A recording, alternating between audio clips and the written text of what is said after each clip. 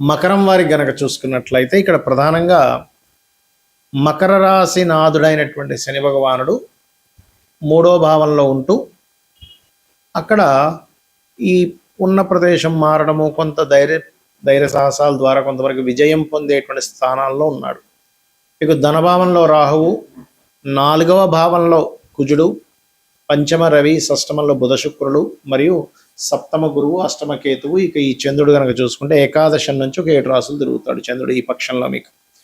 మరి ఈ యొక్క గ్రహస్థితిని బట్టి మీకు ఎటువంటి విషయాల పట్ల జాగ్రత్తగా ఉండాలి, ఎటువంటి విషయాలు జరగనున్నాయి, ఏ దేవతారాధన చేసుకోవాలి, ఆ యొక్క దోషాలు పోగొట్టుకోవడానికి అనేటువంటి అంశాలు చెప్తుంది నేనైనప్పటికీ చెప్పిస్తుంది సాక్షాత్ లలితా అమ్మవారిగా భావిస్తూ ఆ లలితాంబిక అమ్మవారి యొక్క అనుగ్రహం మీకు పరిపూర్ణంగా కలగాలని మనస్ఫూర్తిగా కోరుకుంటూ ఇక్కడ గమనించినట్లయితే ఈ యొక్క మకరం వారికి ధనపరమైనటువంటి విషయంలో, ఎందుకంటే గురుబలం అనేటువంటిది పెరుగుతుంది మకరం వారికి కూడా. సప్తమంలో గురువు వచ్చాడు కాబట్టి గురువు యొక్క దోషం కూడా తగ్గుతుంది. ఉచ్చస్థానంలో ఉండేటువంటి గురువు లగ్నాన్ని, లాభాన్ని, తృతీయ స్థానాన్ని వీక్షిస్తాడు కాబట్టి ప్రయత్నాలు ఫలిస్తాయి, కాస్త వ్యాపారంలో లాభాలు పెరుగుతాయి చెప్పాలంటే. మరియు అదేవిధంగా మీకు రాహు ధనస్థానంలో ఉన్నందుకు ఆన్లైన్ ద్వారా సేల్స్ పెంచుకోవడం, ఆన్లైన్ ద్వారా ఈ ధనపరమైనటువంటి విషయాలు చక్కగా కలిసి రావడం అనేటువంటిది కూడా చూపిస్తుంది. ఇక మీరు అష్టమ స్థానం ఏదైతే ఉంటుందో, అష్టమ స్థానంలో కేతు ఉన్నందుకు కొద్దిగా మీరు తాతగారు ఆస్తి విషయం పట్ల కొంత జాగ్రత్త వహిస్తూ ఉండండి. మరియు ఈ ఏదైనా ప్రాపర్టీస్ కానీ, లేకపోతే ఈ అగ్ని సంబంధించినవి, ఈ పవర్ రిలేటెడ్ సంబంధించినవి కొనుగోలు చేయడం జరుగుతుంది. కాకపోతే కొంత ఏదైనా భూములు అది తీసుకునేటప్పుడు కొంచెం అక్కడ దోషం ఉన్నటువంటి భూములు తీసుకునేటువంటి యోగం నడుస్తుంది ప్రస్తుతం. కాబట్టి మీరు ఈ విషయంలో జాగ్రత్తగా ఉండండి. సంతానం కోసం చేసే ప్రయత్నం విషయంలో కొద్దిగా ఇబ్బందులు అనేటువంటివి చూపిస్తున్నాయి. కాబట్టి కొంచెం సూర్య నమస్కారాలు చేసుకుంటే ఆ ఇబ్బందులు తొలగుతాయి.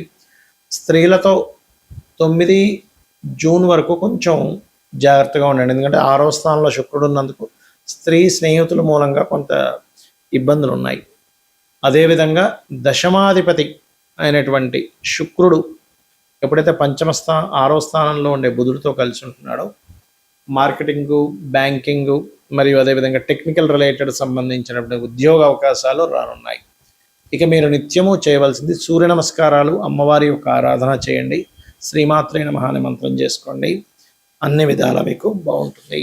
మనకి ఈ గోచారంలో ఉండే గ్రహాల మూలంగా కూడా ఇప్పుడు చూడండి, సర్వసాధారణంగా మే ఎండింగ్ కల్లా అయిపోతుంది మనకి ఇప్పుడు కూడా ఎండాకాలం అనేటువంటిది. జూన్ నుంచి చాలా చల్లగా ఉంటుంది, కానీ ఈసారి అలా ఉండదు. ఆల్మోస్ట్ మే 23 తేదీ వరకు కూడా కుజుడు మేషంలో ఉన్నంత కాలము కూడా వేడి అనేటువంటిది ఎక్కువగా ఉంటుంది. గుర్తుపెట్టుకోండి, ఎండ తీవ్రత ఎక్కువగా ఉంటుంది. ఈసారి ఉండేటువంటి ప్లానటరీ పొజిషన్స్ వేరు.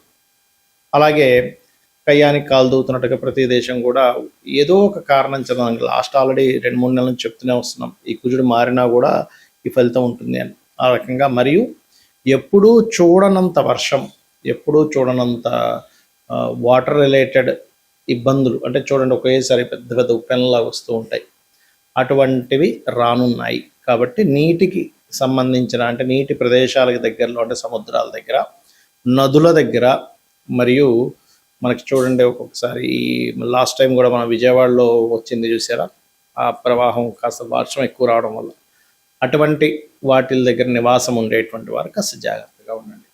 మరియు నీటి మూలంగా కూడా వచ్చే వైరస్లు ఉన్నాయి కాబట్టి కాస్త కాచి చల్లార్చిన నీరు తాగుతూ ఉండండి. ఇక ఇక్కడ గోల్డ్ రేట్ అనేటువంటిది ఒక 1 year వరకు ఫ్లక్చువేషన్ అనేటువంటిది అవుతూనే ఉంటుంది, పెరుగుతుంటుంది, తగ్గుతుంటుంది. ఈ యొక్క ఇదైతే ఉంది క్లియర్గా. ఇక మరొక విషయం ఏంటంటే, ఒక రాజకీయ నాయకుడికి అతని పదవి మీద కొంత ఇబ్బంది పడే యోగం ఉంది, చాలా సీనియర్ రాజకీయ నాయకుడికి. ఎందుకంటే ఇక్కడ ఉండేటువంటి రవి ఉండే స్థితి, రవి రాశుల్లో ఉండే కేతు స్థితి ఉంది కాబట్టి రాజకీయ నాయకులు కొద్దిగా జాగ్రత్తగా ఉండాలి. ఇక్కడ ఎప్పుడు కూడా గోచారంలో మనకి గ్రహాల యొక్క మార్పుల వల్ల మన జన్మజాతకంలో ఉండేటువంటి ఏవైతే భావం ఉంటుందో ఆ భావం యాక్టివ్ అవ్వడము లేదా డియాక్టివ్ అవ్వడం అనేటువంటిది జరుగుతూ ఉంటుంది. అయితే ఎప్పుడు కూడా గోచార ఫలితం ఒక 10 to 15% అనుకుంటే మీ పర్సనల్ చార్ట్, ఎందుకంటే మీరు పూర్వజన్మల్లో ఎటువంటి మంచి కర్మలు చేశారో తద్వారా జననం, ఎటువంటి మనకు తెలుసో తెలియకో కొన్ని అజ్ఞానంలో కొన్ని కర్మలు చేస్తుంటాం, తద్వారా కొన్ని ఇబ్బందులు పడుతూ ఉంటాం. కాబట్టి ఎప్పుడు కూడా మీరు గుర్తుపెట్టుకోండి, మీ పర్సనల్ చార్ట్నే ఇక్కడ చూసుకోవాలి. అంటే మీ లగ్నం ఎలా ఉంది, లగ్నాన్ని బట్టే మనిషి యొక్క తత్వం ఉంటుంది. మీ ధనాధిపతి ఎలా ఉన్నాడు, అంటే మీకు ఏ మార్గంలో ధనం ఉంది, ఎప్పుడు మీకు ధనయోగం బాగా ఉంది, ఎప్పుడు కొంచెం ఇబ్బందికరంగా ఉంది అనేటువంటి విషయం చూసుకోవాలి. గుర్తుపెట్టుకోండి ధన సంబంధించిన విషయంలో. అదేవిధంగా మీరు తీసుకునేటువంటి నిర్ణయాలు ఎలాంటివి, అంటే మీరు ఒక ప్రయత్నం చేస్తున్నారు, ఆ ప్రయత్నం ఎందుకు అవ్వట్లేదు అసలు అంటే ఒక్కొక్కసారి ఏమవుతుందంటే ప్రయత్న స్థానము ఫ్రూట్ఫుల్గా ఉండదు. అంటే మీరు ఒక ప్రయత్నం చేస్తుంటే ఆ ప్రయత్నం ముందుకు వెళ్ళడానికి అది సహకరించదు. దాన్ని మూడవ భావము అంటారు. ధైర్యము, సాహసము, దారిద్రము, పరాక్రమం ఇవన్నీ మూడవ భావంలో ఉంటాయి. మీ మూడవ అధిపతి ఏ గ్రహానికి వచ్చింది, ఆ గ్రహానికి సంబంధించిన దీపారాధన మరియు ఆ గ్రహ అధిష్టాన దేవతని కనుక ఆరాధించినట్లయితే అప్పుడు మీరు ఏదైతే ప్రయత్నం చేస్తుంటారో ఆ ప్రయత్నం సఫలీకృతం అవుతుంది. అలాగే మనకి జ్యోతిష్శాస్త్రపరంగా గ్రహాలు ఎలా అయితే మనల్ని సేవ్ చేస్తూ ఉంటాయో అదే విధంగా మనకి ప్రత్యేకంగా చుట్టూ ఉన్నటువంటి, అంటే మనం ఎక్కడైతే నివసిస్తుంటామో ఆ నివాసం ఉంటున్నటువంటి ఇంట్లో 16 జోన్స్ ఏవైతే ఉంటాయి, 16 జోన్స్, ఆ 16 జోన్స్ కూడా మనం రూల్ చేస్తూ ఉంటాయి. అక్కడ కూడా నవగ్రహాలు ఉంటాయి.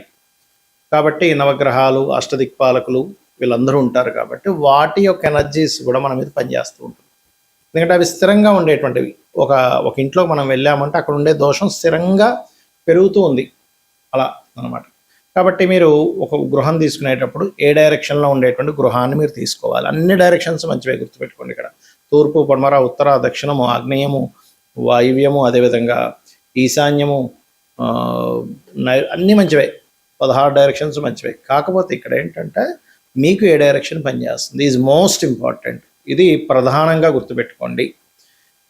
అదేవిధంగా మరొక విషయం ఏంటంటే ఇక్కడ మీకు సంతాన అభివృద్ధి ఎందుకు లేదు, సంతానం అభివృద్ధి అవ్వాలంటే ఏం చేయాలో కూడా మీ జాతకంలో ఉంటుంది. అదేవిధంగా మీ రుణరోగ శత్రు బాధలు ఎలా తగ్గుతాయి, అసలు వివాహ యోగం ఎప్పుడుంది, ఎలాంటి వ్యక్తితో ఉంది, ఏం చేస్తే వివాహ యోగం కలుగుతుంది, అది సిన్సియర్గా చేయగలగాలి. ఒక మంత్రం చెప్పాము వివాహం అవ్వడానికి, ఓం కామేశబద్ధ మాంగళ్య సూత్ర శోభిత కందరాయ నమః అని. 2 రోజులు చేసి మానేసి మళ్ళీ వారం రోజుల తర్వాత మళ్ళీ మొదలుపెట్టి మళ్ళీ మానేసి 2 రోజులు చేసి అలా చేస్తే మీకు ఎక్కడా కూడా ఫలితం రాదు, గుర్తుపెట్టుకోండి. చిన్న ఎగ్జాంపుల్, జిమ్కి వెళ్తేనే రెగ్యులర్గా వెళ్ళాలి. ఒక 2 సంవత్సరాలు వెళ్తే మీ బాడీ ఫిట్ అవుతుంది. అలాంటిది మీరు మంత్రము ఎలా పనిచేస్తుంది? 2 రోజులు చేసి మానేసి మళ్ళీ 3 రోజులు చేసి మానేస్తుంది, పనిచేయదు. రెగ్యులర్గా రోజు చేసేటువంటి మంత్ర సాధన మీకు చక్కటి ఫలితాలను ఇస్తుంది, గుర్తుపెట్టుకోండి. అలాగే మరొక విషయం ఏంటంటే ఇక్కడ గమనించినట్లయితే మీరు ఎప్పుడూ కూడా మీ జాతక చక్ర రీత్యా, అంటే మీ యొక్క దీని పరంగా చూసుకుంటే ఎప్పుడు కూడా గుర్తుపెట్టుకోండి, మీ లైఫ్లో ఒక మంచి దశ అనేటువంటిది ఉంటుంది. ఆ మంచి మహాదశ ఎప్పుడుంది, మంచి అంతర్దశ ఎప్పుడుంది, అప్పుడు ఎక్కడా కూడా మనం రెస్ట్ తీసుకోకుండా పని చేయగలగాలి. అది అసలు మీకు ఆ సమయం అనేటువంటిది ఏదైతుందో మీరు రెగ్యులర్గా సంపాదించే దానికంటే ఒక 10 టైమ్స్ ఇచ్చే టైం అంటారు దాన్ని, మహాదశ. అది ఒక్కొక్క లగ్నానికి ఒక్కొక్క గ్రహం ఇస్తూ ఉంటుంది. ఒక్కొక్కసారి కొంతమందికి 2-3 దశలు బాగా కలిసి వస్తాయి, కొంతమందికి ఒక్క దశ కూడా కలిసి రాకపోవడం, కొంతమందికి లైఫ్ లాంగ్ అద్భుతంగా ఉండడం, కానీ కొంతమందికి 1-2 దశలు కలిసి రావడం జరుగుతుంది. అదేంటో పట్టుకోగలగాలి. లేదా ఇప్పుడు నడుస్తున్నటువంటి మహాదశ బాగా యోగించాలంటే ఏం చేయాలో పట్టుకోగలగాలి. అంటే ఎలా చేసుకోవాలి? ఇప్పుడు నడుస్తున్న మహాదశ నాదుడు ఎంత పర్సంటేజ్ మనకు ఫేవర్ చేస్తున్నాడు? ఒక 20%, 30%, 40%, 50%, లేకపోతే 70% అనేది ఉంటుంది, 80%, 90%. ఇప్పుడు మిగిలింది ఎందుకు అక్కడ మనకి యోగించట్లేదు? దానికి సంబంధించినటువంటి రెమెడీ ఏం చేసుకోవాలి? చిన్న చిన్న దానాలతోని, ఒక మంత్రంతోని దాన్ని అధిగమించవచ్చు. సో ఇవన్నీ చేస్తూ అమ్మవారి అనుగ్రహాన్ని మీరు పరిపూర్ణంగా పొందాలని మనస్ఫూర్తిగా కోరుకుంటూ శ్రీమాత్రే నమః.